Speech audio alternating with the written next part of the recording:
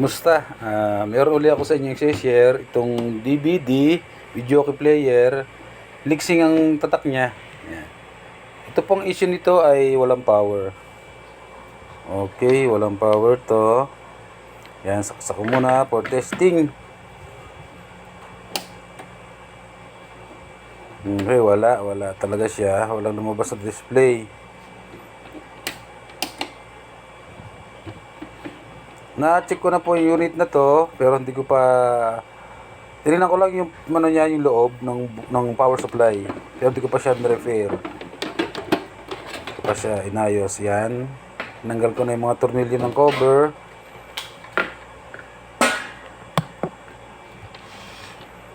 Yan po, ang gagawin po natin dyan sa power supply, kasi sira po yan. I-convert po natin yan sa 4 wires. Opo, sa 4 wires natin i-convert yan. I-modify natin yung power supply niya. Yan po ang kanyang power supply.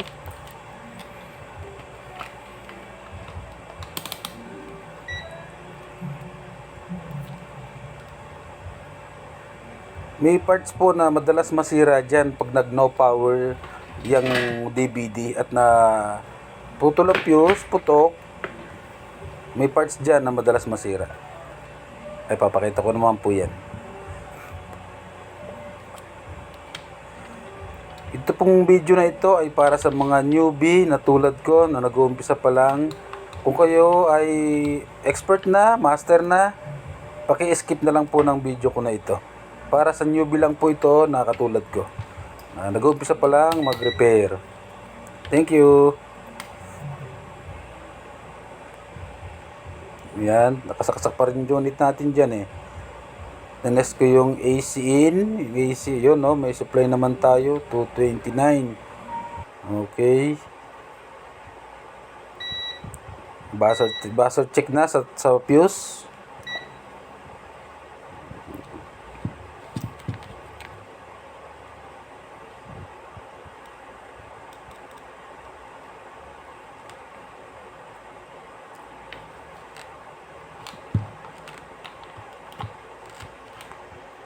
Ganyan po ang gagawin nyo pagka no power, basic po muna. Punta muna sa fuse, check nyo muna kung buo o hindi na. Pag hindi na buo yan, may parts dyan nag-shorted. Sa case po nito, yan, putol yan, putol. Yan. Okay. Yun.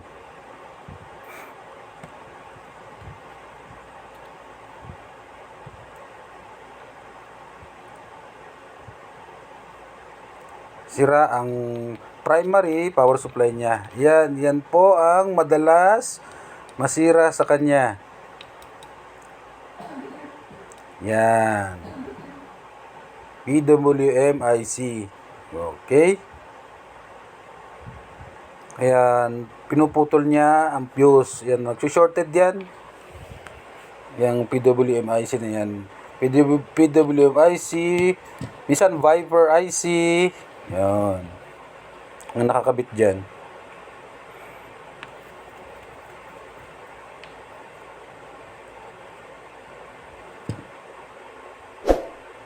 Ngayon, i-modify natin siya. Salamat sir ma'am po sa magsasubscribe sa aking munting channel.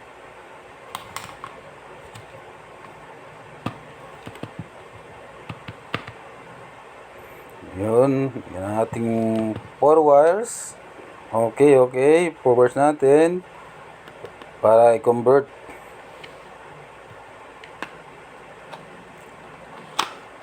Marami na akong nakabitan nito sa mga DVD.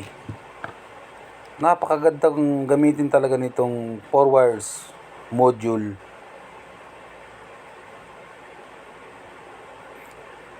Noon, napakahirap ng parts pag nasira. Ngayon, pinadali ng 4 wires na. Madali na rin sundan sa pag-i-install. At meron din siyang schematic dyan, oh. May guide din siya na nakalagay sa box.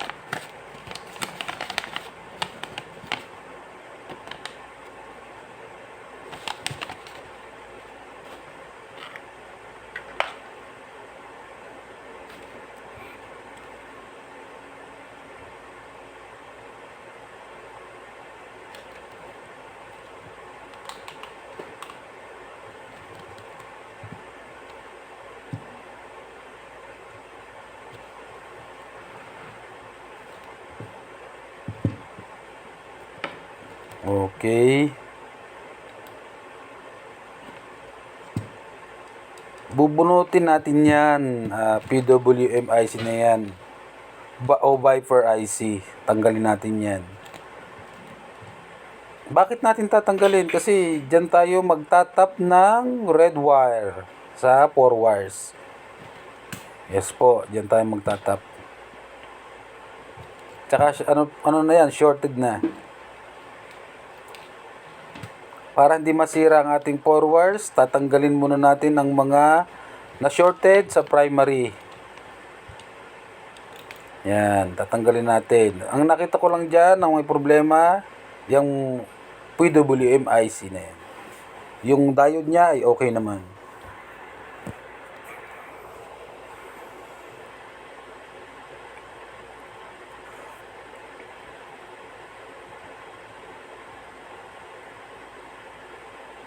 Okay, tanggalin muna.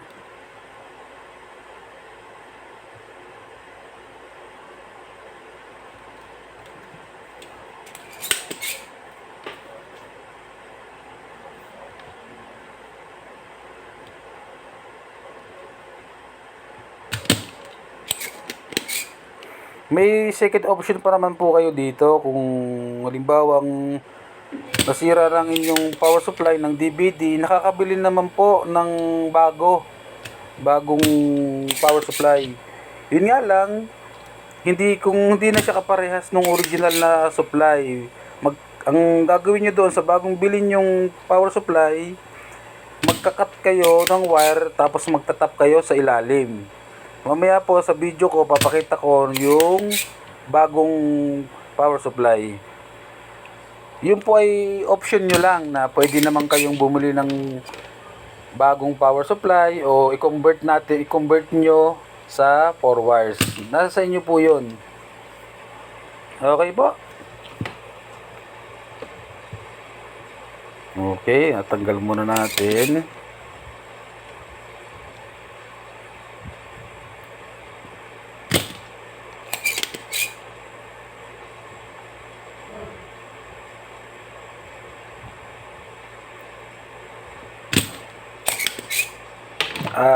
Banggitin ko lang uli, itong video ko na ito ay para sa mga newbie, sa mga nagsisimula pa lamang. Kung kayo po ay master na po sa ganitong pagko-convert, paki-skip nyo na lang po. O kung pwede nyo na rin panoorin kung gusto nyo makita yung aking tips tutorials.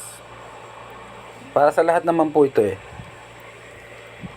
No hate po tayo, just love. Yun po.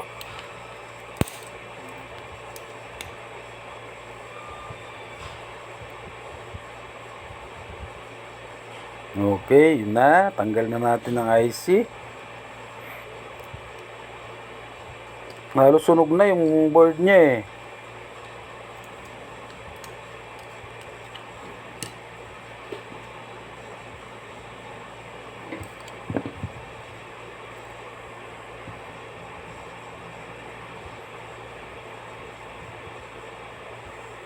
Yun. Okay.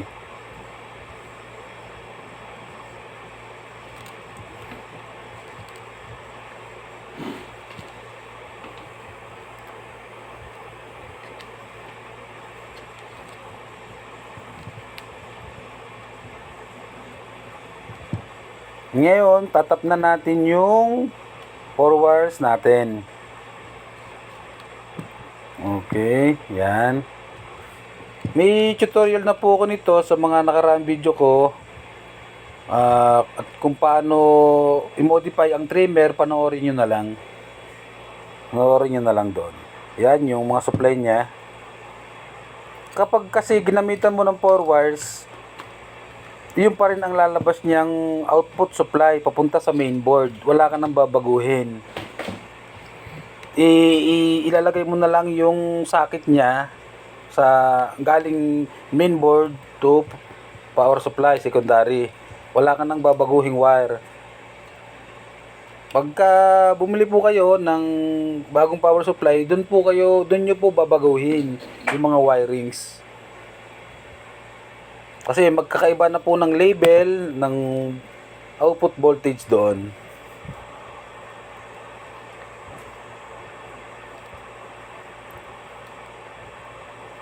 Okay, tatap na.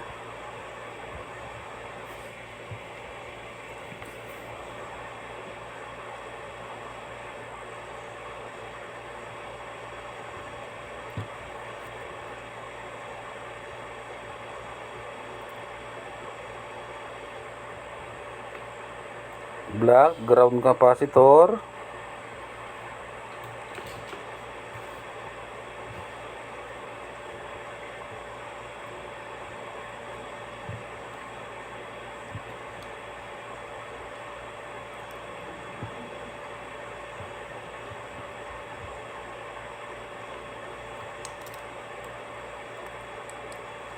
Yan, dito po ang importante din sa pagtatap.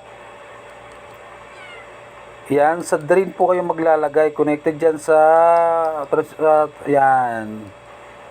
Sa transformer na yan. Drain po yan, drain ng IC. Yan, diyan kayo magtatap. Huwag kayo malilito dyan ha. Kasi pero kung pag sinundan nyo itong video ko na to, yeah, ito po pinaka-reference nyo, guide nyo. Yan.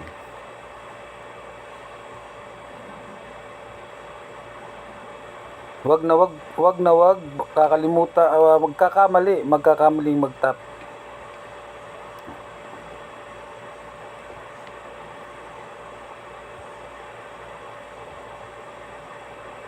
Okay, tap na ang drain. 300 volt DC ang supply niyan.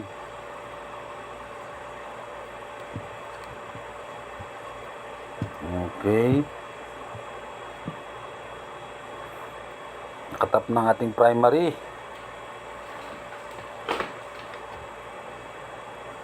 Ito naman tayo sa secondary. Yung blue wire sa ground po yan, ground.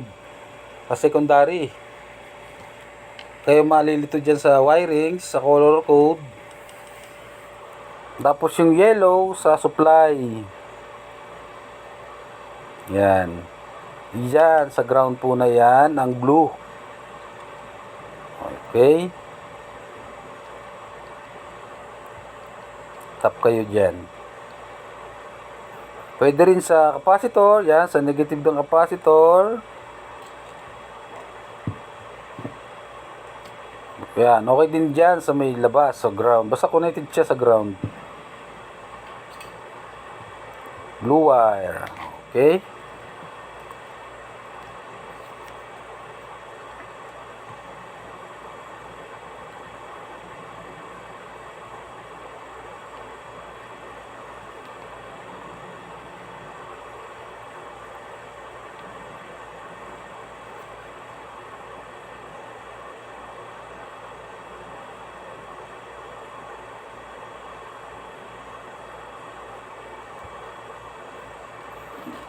Pag magtatap kayo guys, isiguraduhin nyo lang na maganda ang kapit ng wire.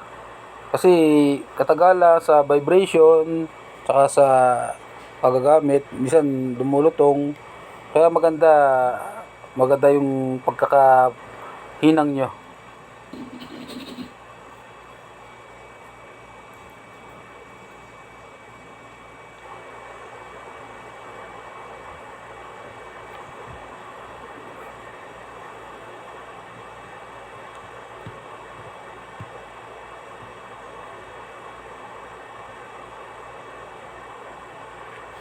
Yan, inihinang ko dyan ng mabuti. Yung hindi hilaw. Para maganda kapit. Okay. Yun.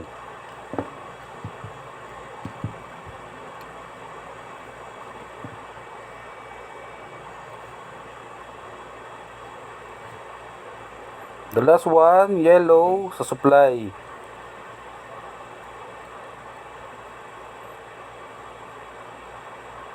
Diyan nyo itatap sa diode.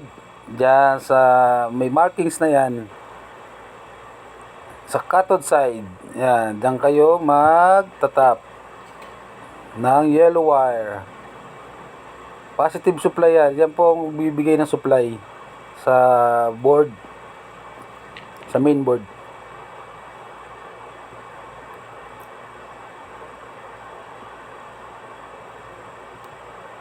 Yan, lalagyan nyo muna ng hinang yung pagtatapan nyo para maganda kapit.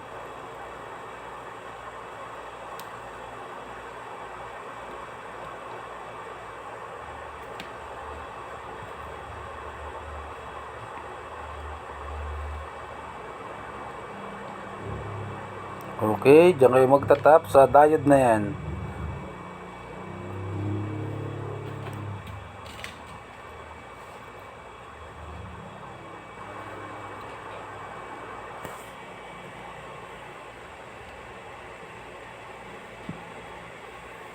Meron pang isang paraan guys sa pagkakabit ng 4 wires.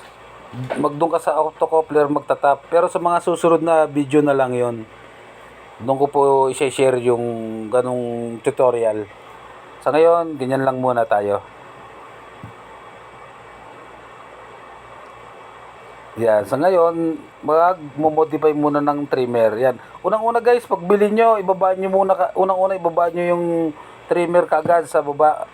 Kasi yan, tulad niyan, nakataas agad. Pag testing nyo, baka biglang umusok. Nako, sayang naman, over voltage na.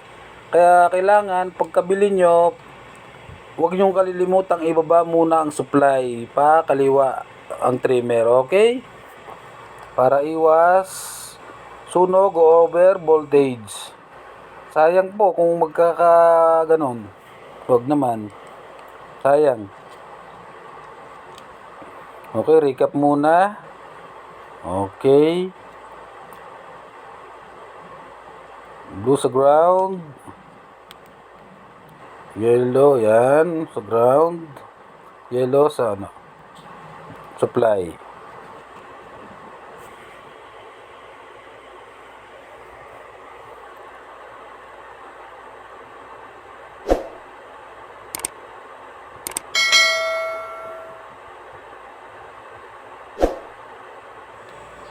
Yan, inuulit-ulit ko po para sa mga newbie, para maklaro lang. Para madali nyong masundan.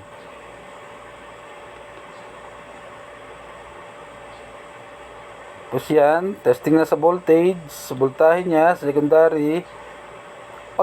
Pag ang kinukuha nyo ay 12 volts, dapat ang supply niya ay nasa secondary, nasa 5.5 volts to 6 volts. Yan po yung kapos pa yan, 4.6 volts kapos pa. So mag-a-adjust pa ako dyan. Yan no, dapat nasa 12 volts yan o 11 volts eh. Ibig sabihin, kapos pa yung adjust ko sa trimmer. Kung yun nga po, kung gusto nyo kunin ng 12 volts, 11 volts, dapat nasa, ang adjust nyo nasa 5.5 volts at 6 volts sa 4 wire sa trimmer, okay? Huwag na kayong tataas doon. Hanggang 6 volts lang to 5.5.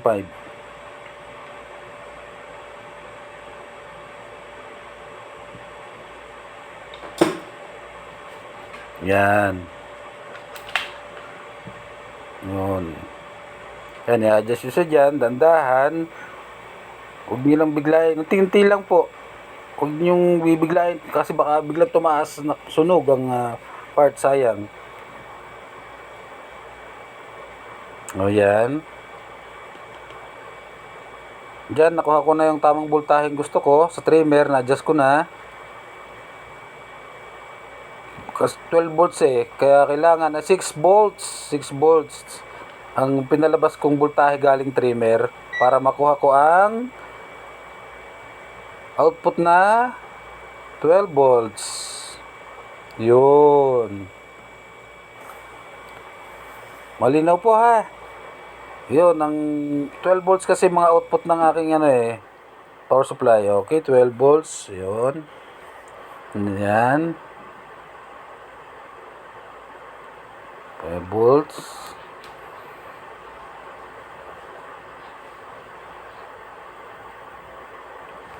Yun naman ibababa pa yan pagka may load na, pag nakakabit na siya sa mainboard. Bababa pa. Pero okay lang yun.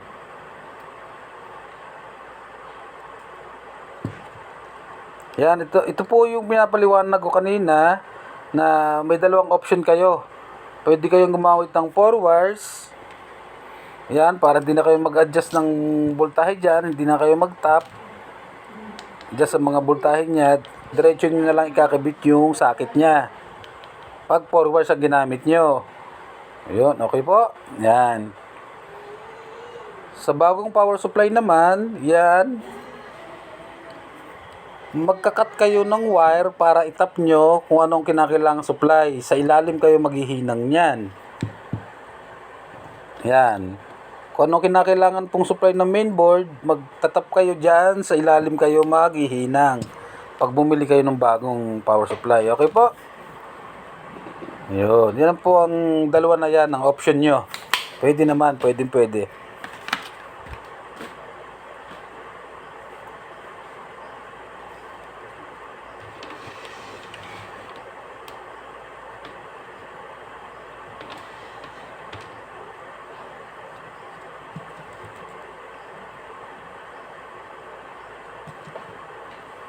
Yun, akin ang kakabit sa ating DVD sa unit for testing na.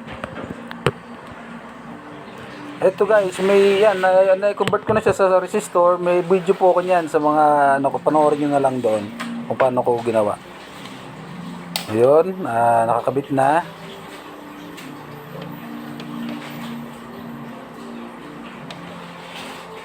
Okay, for testing na po ang ating unit.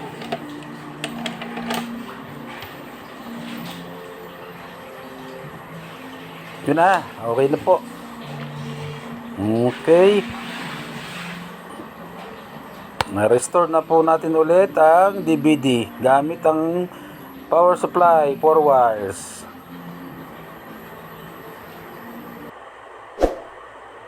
Okay. Yan po may sapin yan, may sapin yan. Hindi pwedeng wala kasi puputok yan, masusunog. Lalagay nyo ng sapin pag kayo po yung maglalagay sa board. Thank you po sa panonood. Salamat.